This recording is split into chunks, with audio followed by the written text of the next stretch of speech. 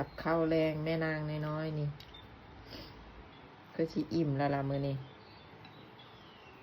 เอามาจากโรงเรียนเพิ่นว่าเพิ่นไปเอฟมาจากอันร้านแถวปั๊มขอชิมมึงละรสชาติมันคืออันนี้เลยคือน้ำพริกอันกากหมูนะมันบ่เป็นอันมันบ่เป็นคือมีไก่ฉีกคือที่ข่อยเฮ็ดเด้มันเป็นคือน้ำพริกอันกากหมูเลยเพราะอันน้ำซอสเพิ่นน่ะเป็นน้ำพริกกากหมู